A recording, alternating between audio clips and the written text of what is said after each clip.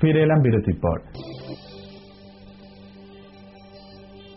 নন্দনে এইডসের বিরুদ্ধে লড়াই করে সম্মান ও নৈতিকতার সাথে বেঁচে থাকার কাহিনী হোপ অ্যালাইভ নামক একটি বইয়ের আনুষ্ঠানিক প্রকাশ করলেন নোবেলজয়ী অমর্ত্য সেন। উপস্থিত ছিলেন স্বাস্থ্যমন্ত্রী সূর্যকান্ত মিশ্র। বিশ্বে ক্রমশই মারণ রোগ এইডস বিস্তার লাভ করছে দ্রুত হারে। এইডসে আক্রান্ত রোগীদের প্রতি সাহায্য এবং সহানুভূতির অঙ্গীকার নিয়ে এগিয়ে এসেছে এনজিও সংগঠন এফএক্সবি ইন্ডিয়া সুরক্ষা।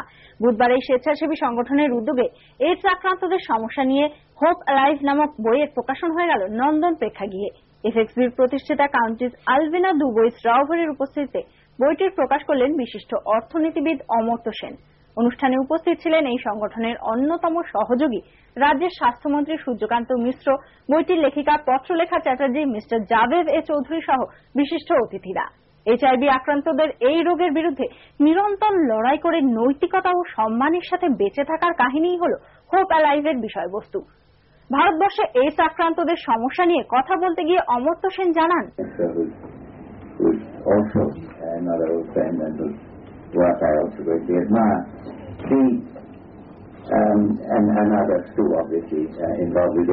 প্রতি 1 মিনিটে একটি শিশু এইডসে মারা যাচ্ছে, 4 জন শিশু অনাথ হচ্ছে এবং 1 জন শিশু এইচআইভি পজিটিভে আক্রান্ত হচ্ছে। এ বিষয়ে স্বাস্থ্যমন্ত্রী বলেন, in the district I come from, though I had no contribution in actual. সৃষ্টি নিউজ এখনকার মতো এই পর্যন্তই। দেখা হবে পরবর্তী বুলেটিনে। নমস্কার।